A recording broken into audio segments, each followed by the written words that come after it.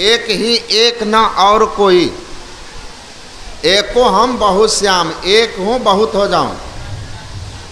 तो पलटू साहब कहते हैं एक ही अनेक रूप में हमारे सामने भाषित हो रहा है। सत्य तो एक ही है, एक ही एक न और कोई। सत्य यही है कि एक ही एक है, पर अनेक हमको भाषित हो रहा है। कहते हैं एक है संत को अनेक संसार को, रहा भरपूर सब माही सोई। कहा जो संत होते हैं, जिनको आत्मदृष्टि होती है, जिनको आत्मज्ञान होता है, स्वरूप बोध होता है, उनके लिए केवल और केवल ब्रह्म ही है। और जो अज्ञाना अवस्था में है, स्वरूप को भूले हुए हैं, जीव भाव में है, घटतम प्रकाश व शब्द पटत्रय के आवरण में है, जो स्थूल सूक्ष्म कारण महाकारण चार जड़ शरीरों के आवरण में है, उनके लिए अनेक, उनके लिए अनेक। और ये अनेक जिसकी दृष्टि बनी हुई है, अज्ञान दृष्टि में है, पलटू साहब कहते हैं स्वर्ग और नरक होत अनेक को, दास पलटू कहे हम देख रोई। पलटू साहब कहते हैं जो अज्ञान दृष्टि में है, जिसके अंदर विविधता है, भेद दृष्टि है, उसको ये जन्म मरण सुख दुख स्वर्ग नरक जो मोह के कारण पर हमारे जीवन में दुख सुख के कारण हैं, वो परिलक्षित होते हैं। और फिर समझाते हुए उन्होंने कहा, अष्टावक्र जी ने, सुनो, यह संसार संत को ब्रह्ममय नजर आता है, ब्रह्म ही ब्रह्म, और अज्ञानी को भेद संसार नाशवान उत्पत्ति विनाशशील नजर आता है। किस तरह से? तो एक सहज उदाहरण दिए, आत्म अज्ञानात् अहिर्भाति आत्मज्ञानात् भासतेन सह।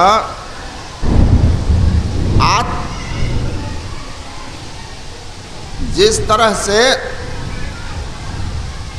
आत्मज्ञान जब हमारा समाप्त हो जाता है, स्वरूप बोध समाप्त हो जाता है, अज्ञानता में हो जाते हैं, माया के आवरण में हो जाते हैं, तो हमको रस्सी में सांप का ज्ञान होता है। जैसे रस्सी में सांप अंधकार में भ्रम बस नजर आता है, लेकिन रस्सी न कभी सांप थी, न है, न सांप होगी। जब हम प्रकाश करते हैं तो सांप मिथ्या हो जाता है, रस्सी सत्य हो जाती है। कहा उसी तरह जब आत्मज्ञान होता है तो ब्रह्म की सत्ता रह जाती है और जगत की सत्ता समाप्त हो जाती है। गोस्वामी जी कहते हैं, रजत सीप महभास जिमी जथा भानुकर बारी, अजदपि मृथा काल मह भ्रम न सके कोई टारी, यही विधि जग हरि आश्रित रही, जदपि मृषा देत दुख आई। गोस्वामी तुलसीदास भी कहते हैं यह जगत मिथ्या है। गुरु महाराज कहते हैं मृगवारी सम सब ही प्रपंचन, विषय सब दुख रूप हैं। रेगिस्तान में गर्मी के दिनों में तेज धूप पड़ने पर लगता है जैसे बालू नहीं, पानी की लहरें उठ रही है, समुद्र है, लेकिन पानी वहाँ है नहीं, वो दृष्टि भ्रम है। वैसे संसार है नहीं लेकिन भ्रम है। बालू की सत्ता से हम पानी देख रहे हैं पर पानी है नहीं, वैसे परमात्मा की सत्ता से जगत देख रहे हैं, जगत है नहीं। तो संत लोग इसको अनुभव किए सीपी में चांदी कभी नहीं था, लेकिन भाषित हो रहा है अज्ञानता के कारण, सत्य का बोध हमको नहीं हो रहा है। तो इसीलिए उन्होंने कहा कि आत्मज्ञान में यह मोह मूल परमार्थ नहीं। आत्मज्ञान होगा तो संसार भ्रम हो जाएगा। वैसे ही जैसे यथा सुषुप्तम पुरुषम विश्वम पश्यति चात्मनि आत्मा न देश में कस्थम मन्नते स्वप्न उत्थितः। जैसे अकेला ही एक आदमी पलंग पर सोया हुआ सारा संसार की रचना कर देता है, कुंभ का मेला बनाएगा, करोड़ों लोग हो जाएंगे, गंगा मैया, पुलिस, साधु महात्मा, गाड़ियाँ, पूरा का पूरा उसके अंदर प्रकट हो करके भाषित होने लगता है और उससे उसको सुख दुख की अनुभूति होती है। अच्छे स्वप्न से सुख और बुरे स्वप्न से दुख, ये बना रहता है जब तक सोया रहता है।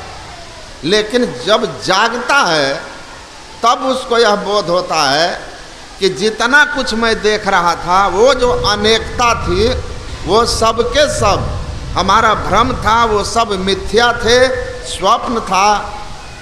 मैं अकेला ही हूँ, मेरे अतिरिक्त कोई नहीं है। एक राजा सोए हुए थे, स्वप्न देखने लगे। उनकी रानी जो थी वो गर्भवती थी और उनका अंतिम समय चल रहा था, इसीलिए उनको अपने बच्चे को लेकर मन में बड़ी प्रसन्नता थी और बड़ी उसका चिंतन चलता था। तो वही स्वप्न देखने लगे और देखा कि 5 बच्चों के साथ मैं पलंग पर खेल रहा हूँ। मेरे 5-5 पुत्र हैं, कोई पीठ पर चढ़ रहा है, किसी को गोद में रखे हैं, सबके साथ हंसी ठिठोली हो रही है। अब बड़े खुश थे स्वप्न में। तभी उधर से भागती हुई दासी आई और कही, महाराज उठिए उठिए, रानी ने पुत्र को जन्म दिया है।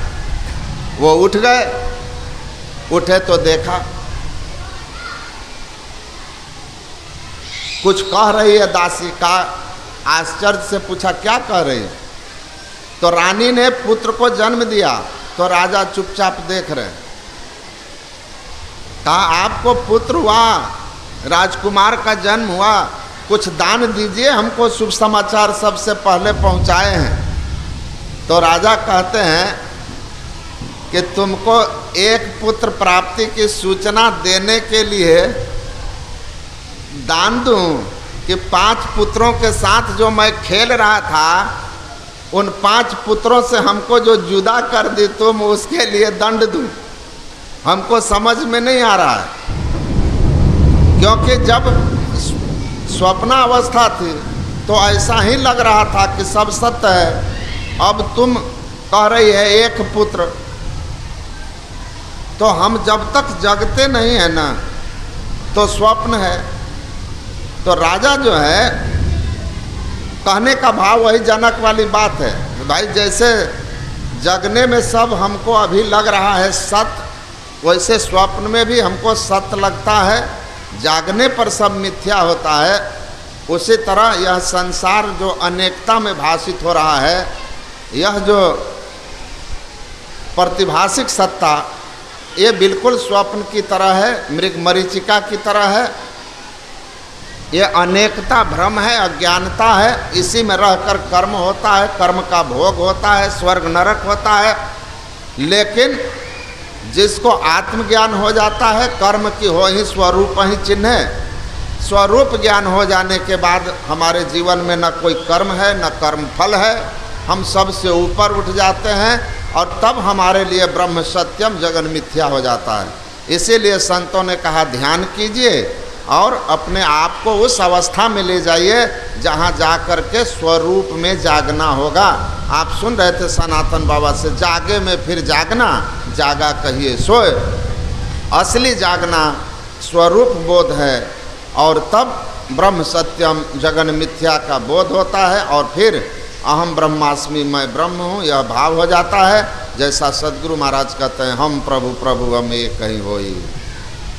यही हमारे संतों की अनुभूति है, जहाँ ब्रह्म से एक हो जाते हैं और सर्व खलविंदम ब्रह्म हो जाता है। लक्ष्मण जी उसी उपदेश को दे रहे हैं, वही वेदांत का ज्ञान है। लेकिन जब तक संसार में है सत्कर्मी बन के रहिए, नहीं तो पाप कर्म करिएगा तो स्वप्न बहुत बुरा खराब लगता है। वैसे इस जगत व्यवहार में भी आपको बहुत तरह के दुख भोगने पड़ेंगे जो आप नहीं चाहते हैं। इसीलिए सुकिरत कर ले, नाम स्मर ले, सत्कर्मी बनकर भजन ध्यान करते रहिए। तो जब तक आवागमन में भी रहिएगा, जीवन में सुख शांति रहेगी और अंत में परम गति मुक्ति हो जाएगी। बोलिए श्री सद्गुरु महाराज।